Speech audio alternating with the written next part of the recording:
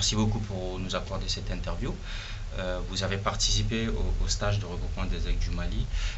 Pourrez-vous nous dire l'objectif de cette participation aux côtés des aigles? Bien, je vous remercie pour cette question. J'ai effectivement participé au regroupement des aigles du Mali à Nantes. L'objectif, c'est d'abord de rencontrer les joueurs et puis de leur passer un message, le message du gouvernement, le message du peuple malien. Vous savez, nous avons en perspective 2 matchs importants, très importants pour nous, parce que c'est des matchs qui peuvent nous amener à lorgner du côté de la Coupe du Monde. Donc il est important pour nous de pouvoir maîtriser la situation. Ensuite, vous savez, l'actualité autour du sélectionneur peut-être ébranler les joueurs. Il fallait donc les rassurer et leur exposer exactement dans quelles circonstances notre sélectionneur national a eu à nous abandonner. Grosso modo, ça s'est bien passé. Et ce matin encore, j'ai appelé à Nantes. Apparemment, ça se passe très bien. Et justement, par rapport à la situation du sélectionneur, enfin, disons de l'ex-sélectionneur maintenant, Patrice Carteron, comment vous avez pu gérer ce problème-là? C'est vrai que c'est un peu perturbant par rapport à la sélection. Comment nous avons pu gérer? Disons que, en fait, c'est la Fédération malienne de football qui gère cette affaire. Nous sommes un département de tutelle. Nous avons certainement notre mot à dire, mais nous ne sommes pas en première position. Le sélectionneur nous quitte à un moment où on en a tant besoin, et il nous quitte surtout dans des conditions qui ne sont pas très orthodoxes. C'est par la presse que nous avons appris qu'il s'était engagé auprès d'un club. Pourtant, ce sélectionneur, nous avons essayé, malgré nos difficultés, malgré la modicité de nos moyens, nous avons essayé de le mettre dans les meilleures conditions. Et pour vous dire, notre sentiment, c'est que nous sommes un peu surpris. Nous sommes surpris, nous sommes déçus, parce que vous savez que le Malien est très accueillant, et le Malien est prêt à toujours honorer l'étranger. C'est ce que nous avons fait à ce sélectionneur. Mais il a peut-être écouté les chants de certains, des sirènes. Il a préféré certainement partir sous ses cieux, parce que là-bas, ils ont plus de moyens que nous. J'espère simplement que son départ ne va pas nous causer les préjudices que nous craignons. D'accord. Vous avez eu le temps de discuter avec le vice-président de la fédération, qui était en même temps que vous au stage. C'est vrai qu'il y a beaucoup de déclarations de la part de M. Carteron en disant qu'il avait averti la fédération, etc. Est-ce que vous, de votre côté, vous avez pu échanger de tout ça avec le vice-président de la fédération, M. Konaté? Oui, j'ai échangé avec et le président de la fédération et le premier vice-président. À aucun moment, je n'ai senti que ces deux avaient été informés du départ de Carteron. Monsieur Carteron m'a laissé, il m'a cherché, il n'a pas pu m'avoir, il m'a laissé un long message sur mon portable où il a expliqué qu'il en avait parlé avec ces deux depuis le match de Kigali, et que ces deux étaient chargés de me relayer l'information. Donc ils ont totalement démenti cette version. Et moi, à aucun moment aussi, Carteron ne m'a parlé de son intention de partir. Je pense que ça lui est tombé à la dernière minute, et il était pressé de l'autre côté pour très rapidement signer, parce que dans sa vision, d'après le message qu'il m'a laissé, il voulait faire ce regroupement, faire les 2 matchs et vers fin juin démissionner. Mais je crois que ses amis congolais ne lui ont pas laissé ce temps. Ils l'ont donc pressé, il a dû partir, il a dû signer précipitamment. Malgré la signature, il nous a proposé de cocher l'équipe pour les 2 matchs. Il nous était difficile de l'accepter. Et surtout, les mois que son départ a créé au sein du public, on ne pouvait plus garantir sa sécurité dans ces conditions. Donc, j'ai demandé à la fédération de mesurer vraiment la situation avant de lui répondre sur la question. Et la fédération a jugé utile vraiment de le dispenser de la direction des 2 matchs. Et tout de même, quand même, elle compte saisir la FIFA pour essayer de voir le problème, vu qu'il a signé un contrat alors qu'il était en contrat avec le Mali. Oui, il était effectivement en contrat avec le Mali jusqu'au 31 juillet 2014.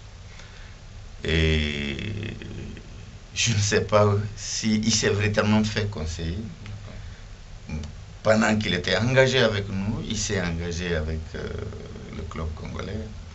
Cela constitue incontestablement une violation de ses obligations contractuelles de l'autre côté. Je crois savoir que la fédération malienne a déjà constitué un avocat, ici même à Paris, et l'avocat a déjà servi les actes préliminaires qu'il faut, à savoir la mise en demeure. Et l'intention de la fédération, c'est vraiment de porter l'affaire à la FIFA. Aujourd'hui, la sélection est drivée par l'entraîneur adjoint. Est-ce qu'aujourd'hui, ça va être quelque chose qui va perdurer ou c'est juste pour l'instant, il faut qu'il gère les 2 matchs? Pour le moment, ce qui lui a été clairement dit, c'est de driver l'équipe pour les 2 matchs. Il a son contrat d'entraîneur adjoint. Au vu des 2 matchs, certainement sa position sera revue.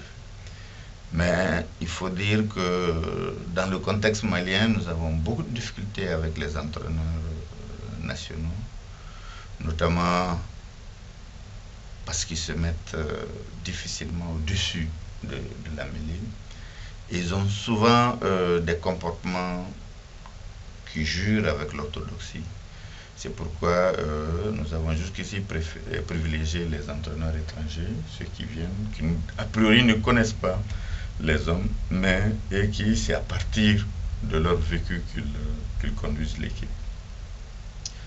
Nous avons déploré dans un passé récent des sélections suivant des humeurs ou suivant certaines accointances.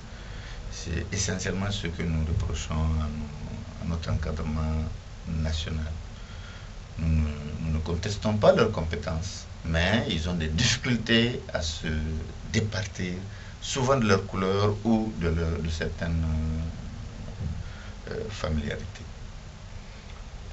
Est-ce que c'est dû à votre avis au salaire ou c'est dû au fait que tout simplement ils appartiennent à un club et ils veulent favoriser ce club-là? Est-ce que c'est ça le véritable problème? Bon, non, je ne pense pas que ça soit dû au problème de salaire, parce que quand vous êtes désigné, vous avez un salaire. Vous n'avez certes pas le salaire de l'expatrié, mais vous avez un salaire qui vous met à l'abri de certains besoins. Je peux vous avouer ici que l'entraîneur national est mieux payé que le ministre, hein, parce qu'on estime que c'est un emploi éphémère pour un certain temps. Il n'y a pas la garantie dans la continuité, donc il faut le mettre dans certaines conditions. Je pense surtout que c'est souvent ils agissent avec le cœur, et c'est ce qui fait véritablement notre problème. Il n'y a pas d'objectivité dans leur choix souvent. Souvent, il n'y a pas d'objectivité dans le choix. Je peux vous dire que avant que je ne sois ministre, j'ai accompagné l'équipe nationale junior à la Coupe du Monde en Colombie. J'étais chef de délégation. Et pendant qu'on partait, le sélectionneur a retenu un joueur qui était blessé. et qu'on savait ne pouvoir être rétabli jusqu'à la fin de la compétition. C'était Cheikh Diallo à l'époque. Bon, je préfère ne pas donner de nom. Je préfère ne pas donner de nom. Mais l'entraîneur nous a imposé le joueur. On l'a amené, le joueur est parti. Pourtant, il était blessé. Pourtant, il était blessé. Et le joueur est parti, il a fait tout son séjour, il est revenu, il ne s'est même pas entraîné, à fortiori disputer un match. Donc vous voyez, quand nous avons de tels comportements, il faut... Et je ne sais pas, par hasard ou par... je ne sais pas, par surprise, le joueur en question fait partie, est un élément de son ancien club ou de son club de cœur. Donc, vous voyez, quand vous avez des situations de ce genre, vous êtes obligé de réfléchir avant de confier le sort de l'équipe à des entraîneurs nationaux. Parce que quoi qu'on dise, c'est vrai que les entraîneurs sont responsables, mais quoi qu'on dise, membre de la fédération, ministère, vous êtes interpellé par rapport à certains choix. Mais est-ce que ces entraîneurs-là, je pense qu'ils sont regroupés au sein d'une association d'entraîneurs au Mali, est-ce qu'ils sont conscients de ça, justement? Parce que ça les pénalise qu'on les confie pas les rênes des sélections nationales, enfin de la sélection nationale A, et qu'on prenne des entraîneurs étrangers, alors qu'eux, ils ont la compétence. Oui, ils ont une association, les entraîneurs, ils ont une association, ils ont même une association très forte, très puissante, je peux vous le dire. Parce que ils réagissent souvent. Quand il a été question de prendre, de contracter avec Carteron, ils ont vivement réagi en disant non, qu'il fallait prendre un entraîneur, un sélectionneur national. Mais nous les avons rencontrés pour leur dire que dans notre contexte, nous préférons confier le sort de l'équipe à quelqu'un qui est vraiment au-dessus de la mêlée. Ce n'est pas que l'on conteste leurs compétences, mais dans notre contexte, on ne souhaiterait pas créer des problèmes entre nous-mêmes Maliens. Est-ce qu'aujourd'hui, il y a une autre question par rapport aux différentes équipes nationales du Mali? Vous avez bientôt la Coupe du Monde des moins de 20 ans.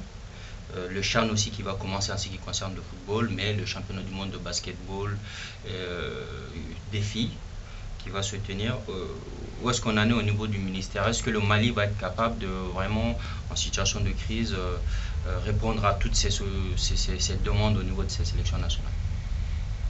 C'est vrai que nous avons en perspective plusieurs compétitions. Vous avez cité quelques-unes. Il y a la Coupe du monde junior qui se déroulera ce mois-ci. Il y a la coupe, le championnat africain, le CHAN. Il y a la compétition des filles en football.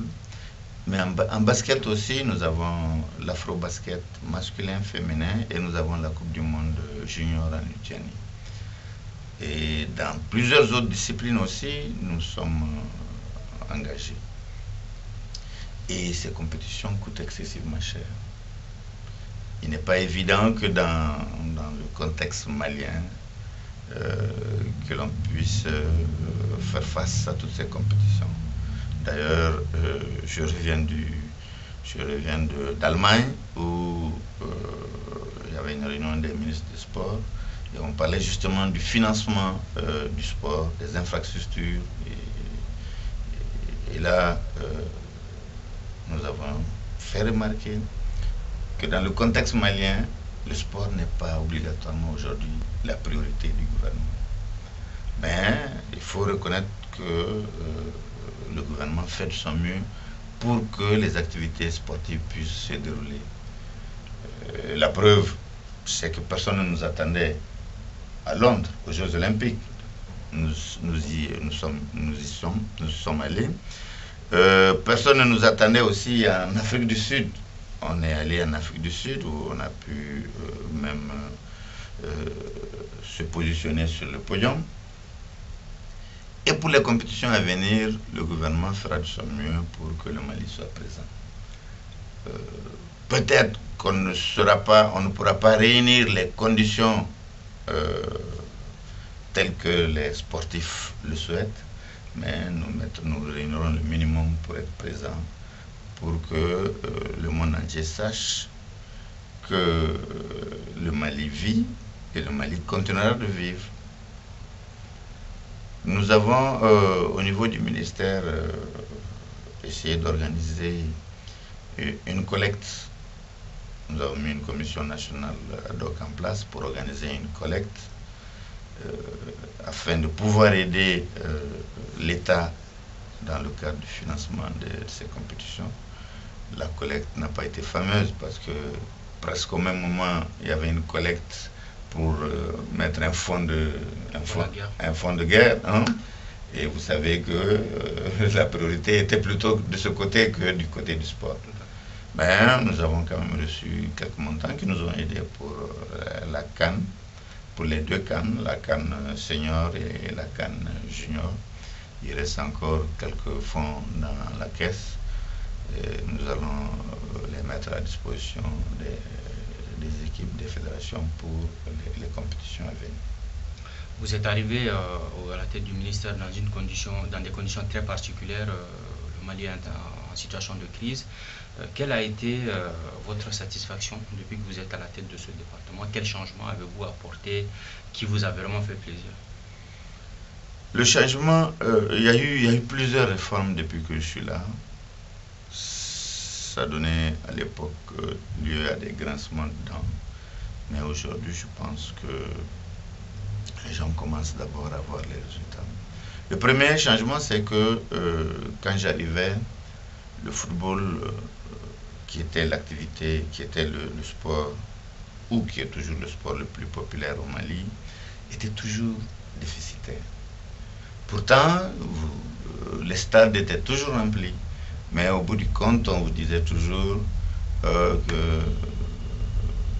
n'a même pas pu peut-être réunir les émoluments des arbitres, hein, de ceux qui participaient même à l'organisation de la compétition.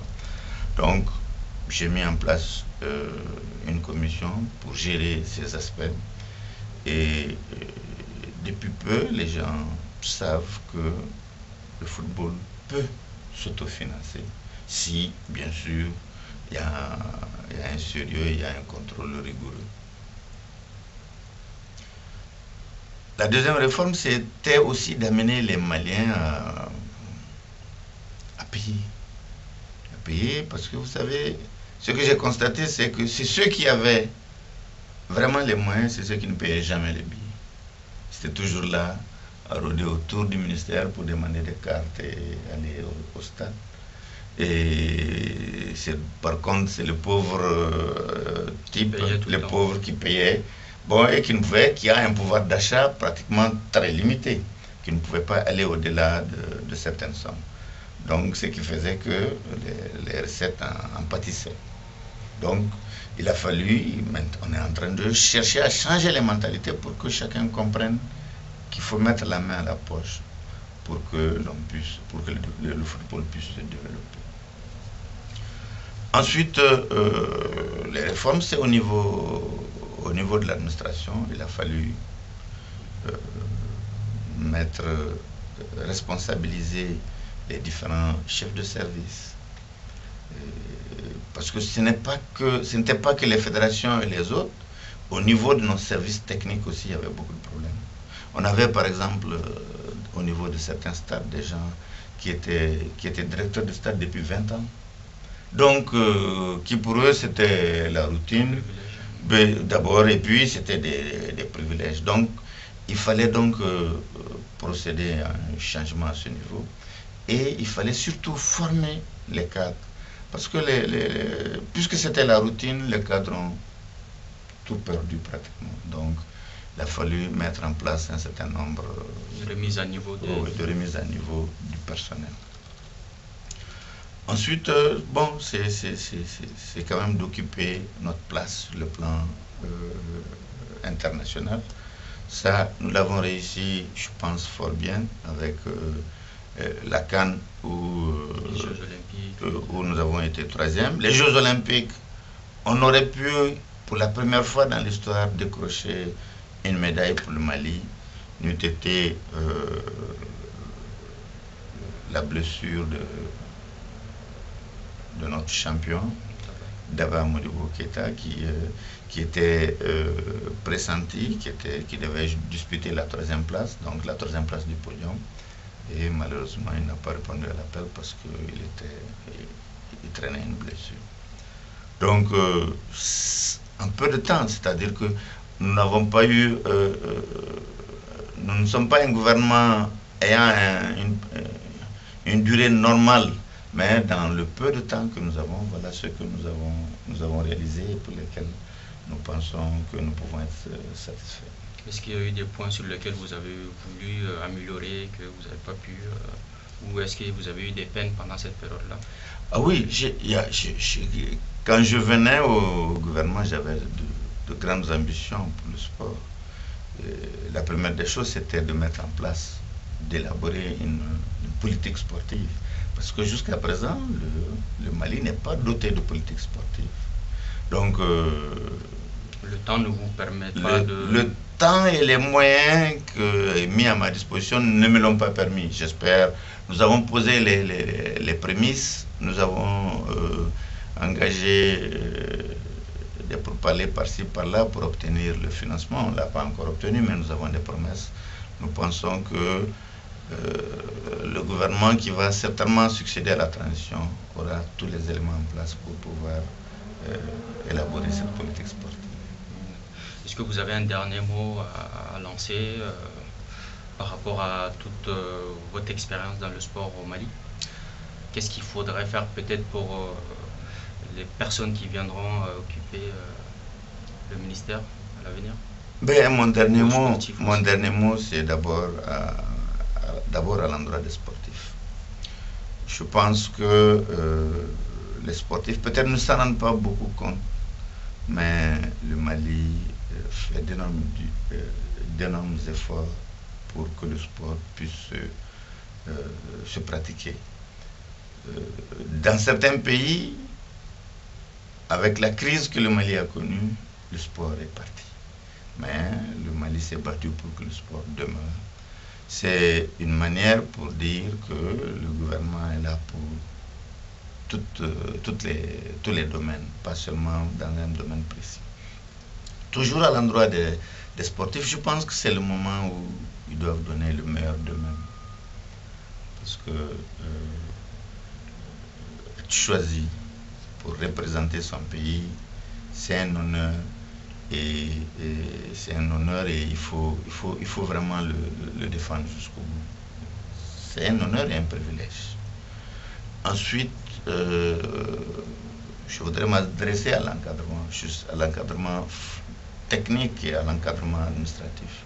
Je sais qu'ils font beaucoup d'efforts déjà, mais je crois qu'ils doivent, pendant justement cette période, redoubler d'efforts. Leurs sacrifices de tous les jours doivent être multipliés parce que les difficultés du pays font qu'aujourd'hui, pour que nous puissions être parmi les meilleurs, nous devons fournir plus d'efforts que les autres. Ensuite, aux administratifs, ils doivent aussi savoir que servir l'État est un honneur. Mais ce que je veux qu'ils sachent, c'est que c'est l'État malien qui est leur employeur. Ils doivent être loyaux avec cet État. Le peu, certainement que le salaire qui leur est payé n'est pas à la hauteur de leurs souhaits, mais le peu qui leur est payé, ils doivent le justifier par leur travail et par leur rendement.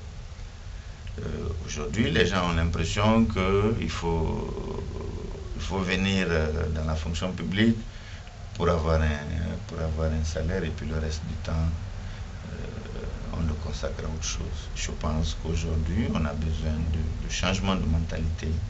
Il faut que les Maliens se mettent au travail plus que jamais. Merci beaucoup, Monsieur le ministre, pour cette interview accordée à malifootball.com. Et nous vous souhaitons bon voyage et bon retour au Mali. Merci, c'est à moi de vous remercier.